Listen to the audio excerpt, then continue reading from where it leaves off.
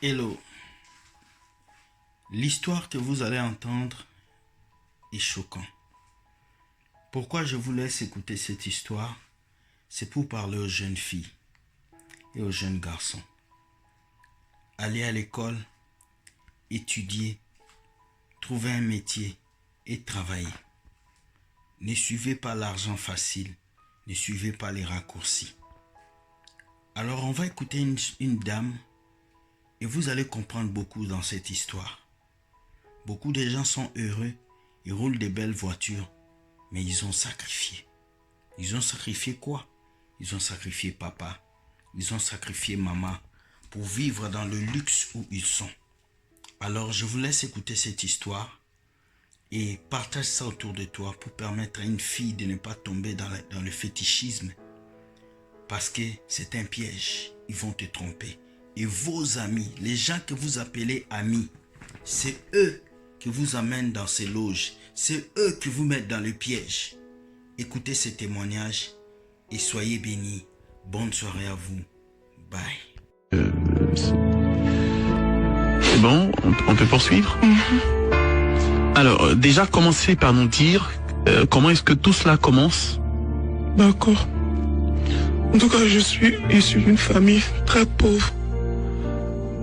Ma maman était une commerçante, mes soeurs se débrouillaient un peu. Et puis moi, une fois dans mes sorties, j'ai fait la connaissance d'une amie dont je tairai le nom. Et j'ai commencé à l'envier parce qu'elle avait tout. Elle avait tout. Elle était heureuse, elle avait un bon mari. Elle avait vraiment tout. Et elle était avec des amis aussi qui avaient tout. Donc quand j'étais avec elle, j'avais l'impression d'être un peu celle qui n'était pas à sa place, quoi. Donc je lui ai demandé... Elle avait tout, c'est-à-dire elle avait beaucoup d'argent. Elle avait un joli teint, elle avait l'argent, des voitures, des maisons, toujours l'argent. Et puis c'est toujours moi qui venais demander. Donc arrivé un moment là, ça me gênait un peu. Donc j'ai demandé à ma camarade là, celle que j'ai connue en premier. Je lui ai demandé, qu'est-ce qu'elle faisait pour pouvoir avoir assez d'argent comme ça. Si c'est des gens, en tout cas j'étais prête, c'est pas que je voulais me prostituer, mais en tout cas j'étais prête à rentrer dans son réseau comme elles aimaient si bien le dire. Donc elle m'a dit que, Raïssa, ce que je fais là, je suis pas sûre que tu vas aimer. Elle dit, comment je vais pas aimer? Tu as l'argent, vous avez tout. Comment je vais pas aimer? Moi mais je cherche l'argent, et comment mes parents sont pauvres. Toujours c'est moi qui viens de demander, je sais plus comment je vais régler ça. Faut me dire, oui, je suis prête à tout. Et puis vraiment dans ma tête, quand je dis je suis prête à tout, j'étais vraiment prête à tout. C'est pas que je voulais me prostituer, c'est pas ça. Mais j'étais prête à tout. Et si vous êtes prête à tout, ça veut dire que vous êtes aussi prête à vous prostituer, Raïssa? Je sais pas. Oh Jésus. Vous aviez envie de devenir comme ces filles qui avaient tout, beaucoup d'argent, beaucoup de voitures, et vous aviez envie de réussir rapidement. Et elles vous ont dit, est-ce qu'elles font pour avoir tout ça? Oui. Qu'est-ce que c'est? Elles se prostituent? Non. Mais qu'est-ce qu'elles ont fait? La prostitution, où elle m'envoyait là, c'est pas la prostitution, elle m'envoyait dans un coin. C'est pire que la prostitution alors? C'est pas facile de... Elle m'envoyait dans un coin. Elle m'a parlé d'un gars, elle m'a dit que c'est le gars là qui lui donnait l'argent. Il dit, d'accord, il faut m'envoyer là-bas aussi, il faut me le présenter et puis on va voir dans quelle mesure, c'est même ça me donner à lui une seule nuit. Comme s'il me donne assez d'argent là, je vais relancer ma maman dans son commerce. Donc elle m'a dit, c'est pas ça. Est-ce que tu es vraiment prête? Il dit, il est fait, tu m'as dit, il est fait. Donc, elle m'a envoyé dans un coin bizarre. Vraiment, je ne peux pas vous dire c'est où. Elle m'a envoyé dans un coin bizarre. Elle m'a présenté un monsieur, le monsieur a fait peur. Il était déjà là, elle m'a dit, Raïssa, tu peux plus reculer. Si tu t'en vas là, le monsieur là va te tuer parce qu'il t'a déjà vu. Et puis c'est un gars, on voit pas comme ça. Il doit t'aider forcément, il doit faire quelque chose. Non, tu vas mourir. J'ai commencé à tomber, j'ai eu peur. Le monsieur m'a menacé. J'ai dit, bon d'accord, comme je suis déjà là, c'est pas grave, je le fais. Mais sincèrement, je savais pas ce qu'il allait me mettre dans ma tête. Oh, c'est compliqué. Vous avez choisi de devenir riche et avoir tout le succès de vos amis. Elles vous ont bien prévenu, elles vous ont bien dit que ce qu'elles font, c'est pas tout le monde qui est capable de le faire. Mais j'ai dit, je savais pas, je pensais que c'était la prostitution, je pensais que j'allais me prostituer. Oui, je sais pas, monsieur, j'ai dit, eh Dieu.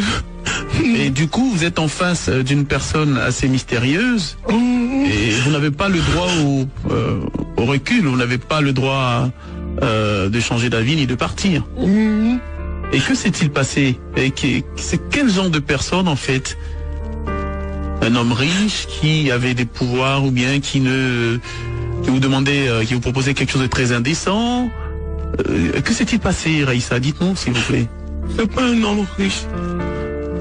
C'est un marabout, un sorcier.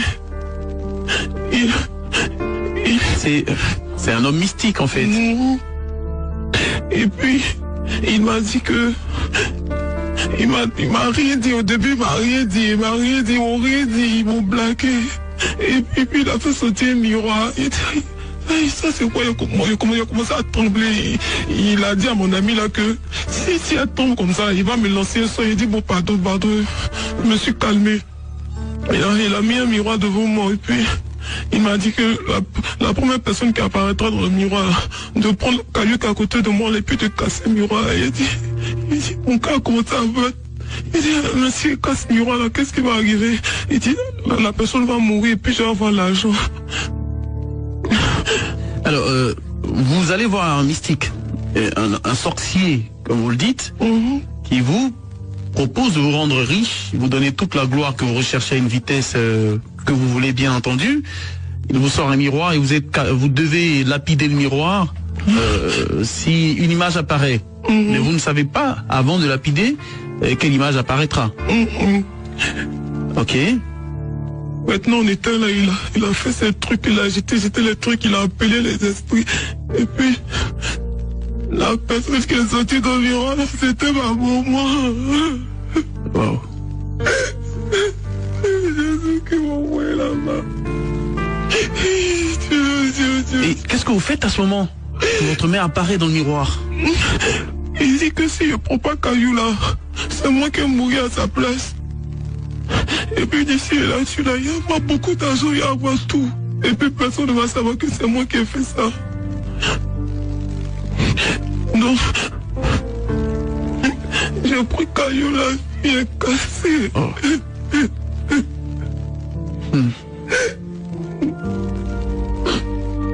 Vous avez choisi de casser le miroir alors que c'était l'image de votre mère.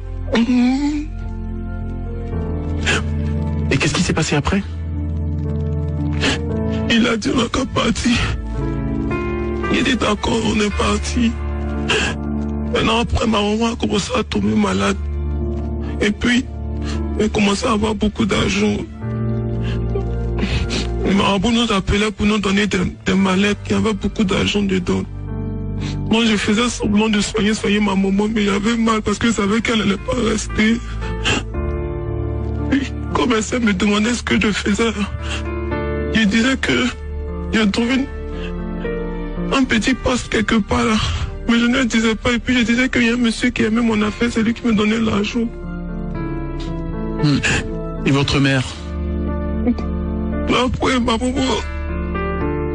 maman est morte. Je vous demande pardon, Jésus.